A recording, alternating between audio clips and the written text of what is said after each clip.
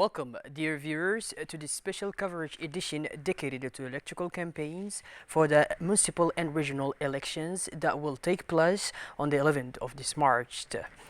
Today marks the second day of the electoral campaign activities for these elections launched in all the national territories by the participating parties. Djibouti City, Balbala, Ali Sibeh, but also North Oboh and Tajura. The campaign for the communal and regional elections has started in good conditions. The various formations are running for the March 11 polls are in the second day. In Ali Sibeh, the only region where three lists are competing, the list of candidates went this afternoon for the second day in the Ismail district. Let's watch.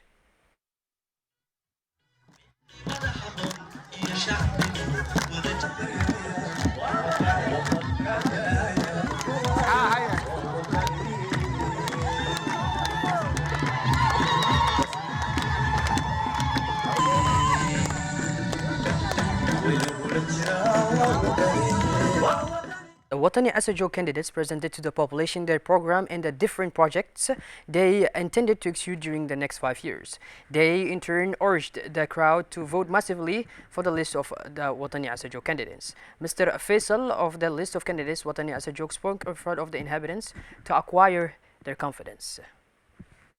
aday reer cali sibiixeega ku yihiin aday hambaliya salaan hoo ku leeyihiin aday habliya hooglay ku hadal hayaan adaad hilikaad martaba hebel lagu arkaa assalaamu calaykum waraxmatullaahi wabarakaatu dhammaan inta halkan iskugu timidaan ni salaamayaa waxaan igu salaamayaa salaanta muslimka السلام عليكم ورحمة الله وبركاته أنا جوا حكى صعدا أوركا دقدقاقة وطني أوركا دقدقاقة وطني ودليل إسكو تكتي مسك حدودنا بقول كيبا أي بقول تهاي ماتا وحن إسكو تكنا نيشاعنا وحقبتك على الصبيح إنا وحكقبنا دليلها جرا أي رجي ماشي جوجا أي قبن وايين إن عن قبنا يعني سكوت تجني ماتا بالله هاني قاضين وحواجين وحنور ديبتين إن عن الحساب تتيم باندارينا ماتا أنا كنا نما وضع أنا كربي أنا وضع رجنا ورجل وضع مني وضع كران. Still in the Ali Sibeh region with the independent candidate whose campaign program is focused on justice and development, in this case Mr. Muhammad Hassan, who late in the afternoon, accompanied by his team, chose to hold his first meeting in the city progress. Let's watch.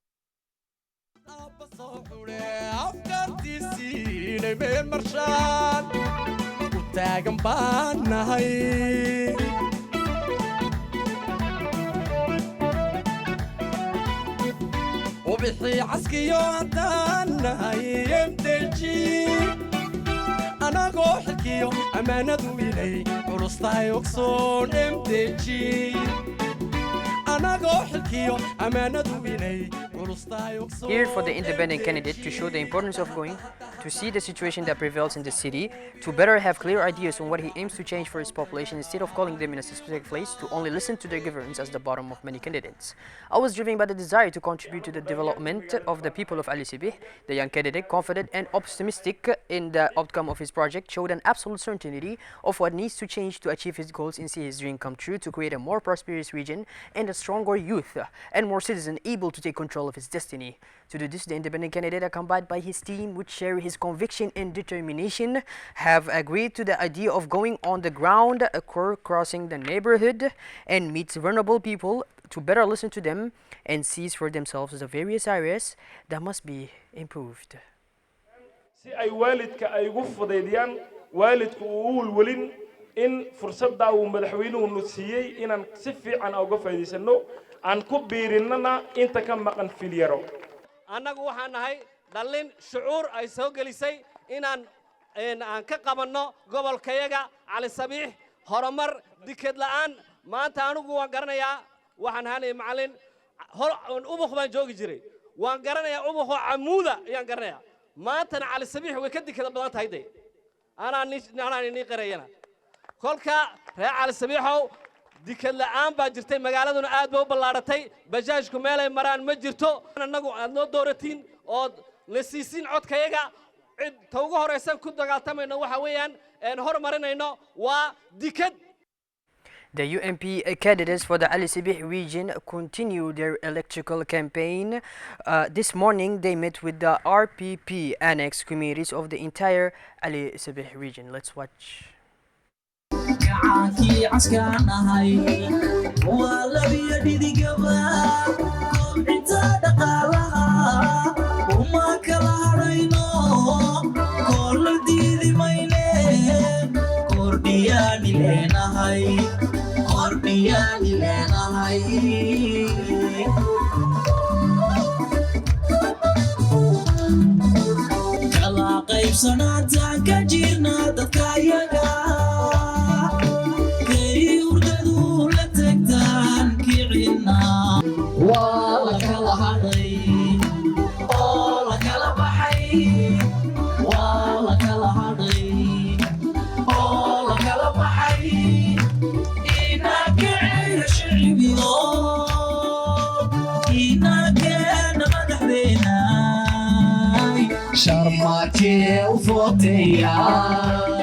waxqabadkii maamul goboleedka ee 5 sano magaalada Cali Cadde wuxuu u iibiyay maamul goboleedku baabuur maxaa laga iibiyay xagee laga iibshay lacagta yar ee fiskaaliteega cashuuraadka dukaanada laga ururinayo in booshariyada laga ururinayo treesorka ku dhacaysa ayaa laga iibiyay waxa laga dhisay maskaradii holhol abaatwaarka ee shalay ciyaalku meherada ka dhiganayeen waa la og yahay reer Cali Sabiix way og yihiin wixii uu qorshaysan way og yihiin maamul goboleedku wixii uu qabtay waxaan doonaynaa in aad aamintiin dadka nin wada wax xaqiiqa waxaan soo qaadan misaal maanta waxa socda oo maamul goboleedku uu maal gashay oo imika la taaban karayo imika aan soo eegi karana halkan hadaan ka baxno magaalada marka la soo galo waxa la dhisayaa arkiga baa la dhisayaa ayaa dhisaya walaalayaal waxa dhisaysa maamul goboleedka dhisaya 5 sanadood ee soo socota wixii noo qorshaysna way taala waana la xisaabtamaysin waa joogtiin haddaan noolnahay 5 sanadood soo socota war wixii aan noo sheegaysan aawiya Cali Sabiix dadka reer Cali Sabiix inaan wax u qabano waa waxaan u soo joogsanaa halkan. Still in the framework of the campaign for the communal and regional elections of 2022, the list of the UMP in the region of Arta held today an information and contact meeting to kick off the meetings of proximity and meetings of the UMP in the region of Arta and its sub-prefectures.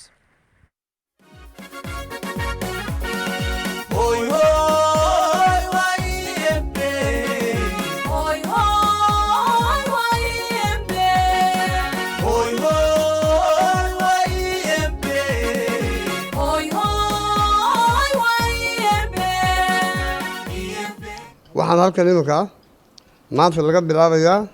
oon ka laanseynayna kambaanigii UMP liiskii UMP region d'Arta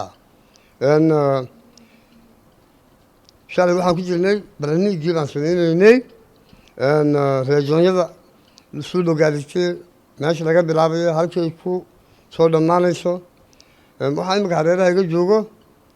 waa eliyadii regionga. The meeting, which took place at the headquarters of the Union of the Presidential Majority, was attended by the leader of UMP candidate list in Arta, Ilmi Buh, and all the candidates of the UMP in the Arta region. The first meeting served, among other things, to discuss the roadmap of the UMP party, which is mainly to be closer to the population most in need in order to collect the governance not worrying. Tomorrow, Monday, February 28, the first campaign meeting of the list of candidates in UMP in Arta will be held in the locality of Karta and Leata, announced by Mr. Ilmi Buh, head of the list of candidate UMP of the region of Arta. He also reminded that the last electoral card is valid to vote, or in case it will be necessary to go to the polling station. waxaan aan maartay u dhaqaaqnay waliiskii UMP-da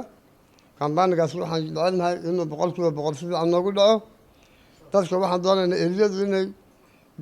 kambaanida proximité leedahay xaafadaha iyagu ay la sheegaysaan waxa lagu codeynayana waa kaarkii waagii dhaweyd madaxweynaha aan ugu codeynay kaarka elekteerkii unbaa kana lagu codeynayaa qofkii kaarka meel u dhiga garan waayey liiskii baa yaalay bilowgii ka footeeyey kaarkiisii buu qaadanayaa uu la tagayaa uu footeynayaa. Afternoon, the wise men of Okar met the candidates of the UMP of Dikhil, the head of list President Mahad Hussein Ahmed and his vice president Ibrahim Guru Abdullah, accompanied by their staff of the office as well as Abdurrahman Yunis within their seat of Okar.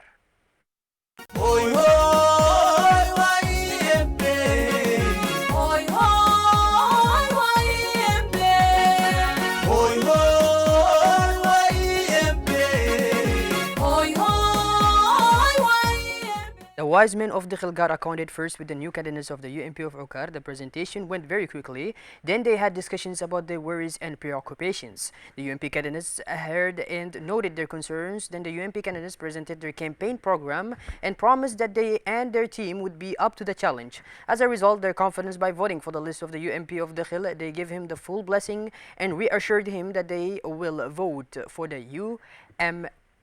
on March 11th. madaxa golaha maamul goboleedka qaban doono walaalkay Mahad Hussein Ahmed oo igara fadhiyo aniguna waa Abdurrahman Yunis saare xilkii baa wareejinaya meel baniga ma tagayo inankiini baa nahay inamadiini baa wala nahay markaas waxa weeyaan waxa soo doonanay galabta waa duco siyaasadda markan aan galay intiina ba ahayd wixii aan hor fadhiistay waagii aan waxay ahayd meelaha 10 sanadood horteed dakhil dhexdeeda waad wala dhaneedeen aan duceeyo markaas aan niga iri aad duceyseen ducadiini baan markaas ayaa i barakaysay oo intaas oo dhan aan ku socday oo deer ii had markaas jazaakallahu khayr ayaa niga leeyahay maantana ducadiis ayaan niga doonaynaa oo inaad noo beerisiin aan doonaynaa EMB kolka la leeyahay dawladii way dhantahay anagu sidaan u ognahay waan siinaynaa codkayaga iyo garab joogsigayaga labadaba sidaasaan taa ka leenahay markaas Allah idinka ina barakeeyo wiilashana waan u ducaynaynaa Allah barakeeyo ilaahay ina barakeeyo kuwa dalkooga iyo diintooda iyo dadkooga wax u taro Allah inaga dhigo. It was the same atmosphere for the Oboh region as well. The list of the grouping of political party UMP as head of list Muhammad Humad Ismail, the outgoing president, particularly for his 5 years to come, 2 candidates joined the team. In total, team of the grouping of political parties UMP candidates are 11 candidates.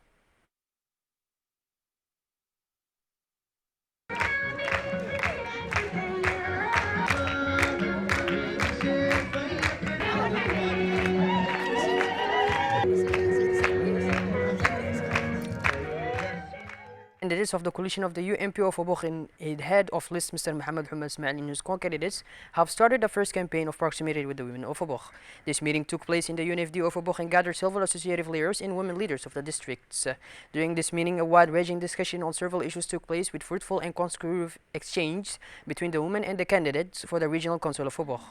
Thereafter, the candidates of the coalition of the UMP of Oboh, Mr. Muhammad Humad Ismail and his co-candidates, took the floor to discuss the issues of the regional council, took the floor to evoke the great actions realized in those to undertake for the 5 years to come. Finally, they urged the citizens to adhere to their side by voting massively on the 11th, 2022 for the party of the coalition of the UMP.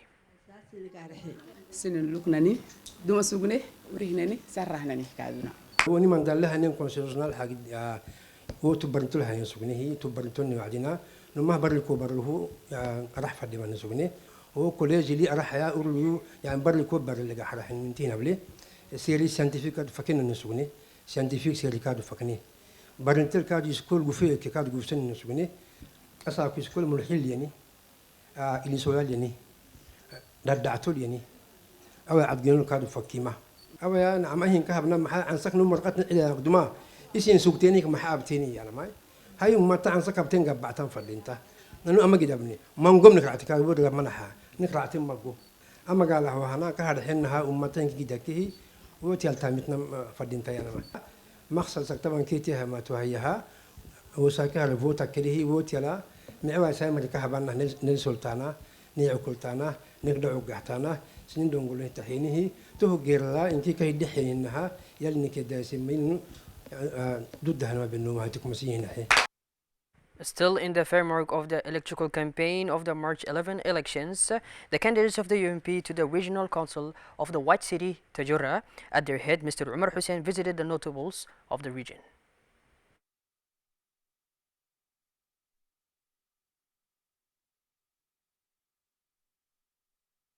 They're very important for the team of candidates. Several traditional leaders participated in this meeting. During this meeting, a wide discussions on several areas took place with fruitful and constructive exchanges between the notables and their candidates for the Regional Council of Tajura. Also, as a representative of the population, the candidates for the Regional Council have put to the point of what concerns the development of the region in the coming years. On their side, to the election of March 11, the notables of the region of Tajura, being confident of them for the future of the region, promised their unfailing support in all the field. Moreover, the meeting with the elders ended with a good understanding on both sides and was a reassuring day for the advancement of the electoral campaign for the team of candidates to the Regional Council led by Mr. Umar Hussein, who intends to further lead the development of his region in the next 5 years to come.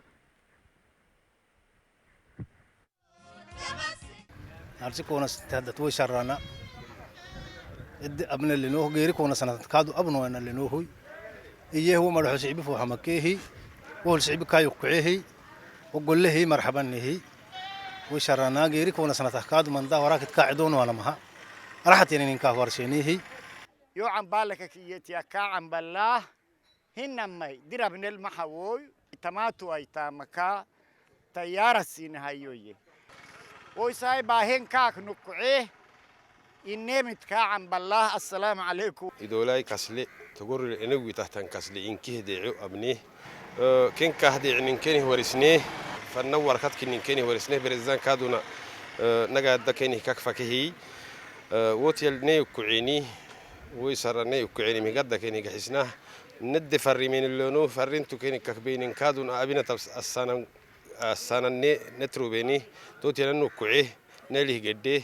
ويسرنها التحيلك أتصاكونه اللي أمتني لا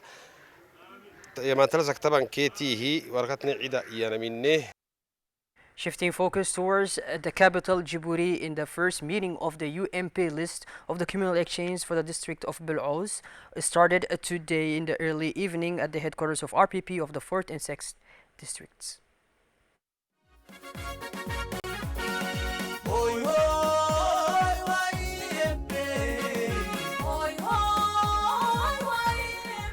Hundreds of inhabitants of this commune gathered to welcome the candidates of the list of the UMP Bel'ouz, a meeting in an electric atmosphere when the UMP militants have flocked from the different districts of the biggest commune and their obligation to support the candidates of the UMP Bel'ouz list for March 11, 2022. It is all in the country yard of the headquarters of RPP in the section 4 and 6th and in Gala as well that was filled. A crowd with a majority of young people is expressing their joys came to bring their support for the candidates of the list of the UMP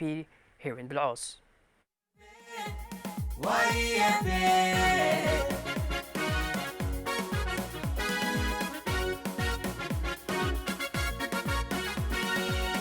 walaal waxaad noqotaan sidaa maanta dadka la soo doortay qof mashruuc wada mashruuc wanaagsan ummadda u wada waxa maanta xamladeena aan kaartesiis aan uga bilownay walaalayaal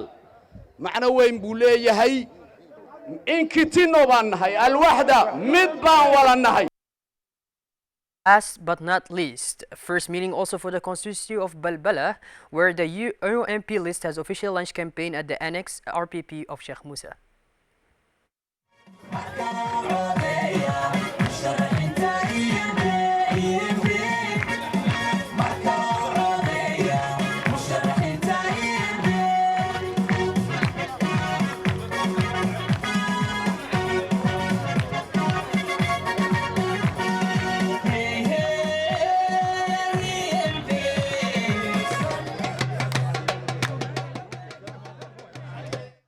Of supporters and sympathizers that the different candidates presented themselves to put forward their program and convince voters to come and vote massively on the day of elections. Back to the highlights of the first day in Balbala.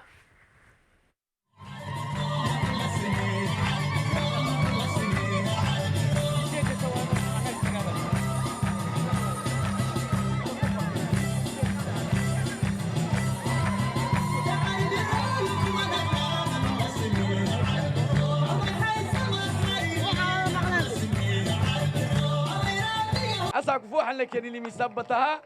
فن إنك مرا إنه نوي كادو كوني حاجة إنك مرا إنه نوي كل سلقة دقيقة كنكره أكتر ما تتوق بقوي كادو علي عبد فوحت كيني هنيكي كل سلقة دقيقة هذه ويساعد يفجها فقفرتنا هاي لحتان كنا ماينا كي ويساعد حتى أنا ما يصير للسرة يصير دوري ويتاني يصير عكوا ويتاني كي تاني مثلا نوم عكا لح المعين ونوم المعين كل من معي أنا كي بارو ستة المعكي حتى سينك الناس السلام عليكم ورحمة الله وبركاته. But this, our beloved viewers, we conclude this special covered edition. Thank you for being with us and make sure to tune in later for more. Have a wonderful evening and thank you once again for joining us.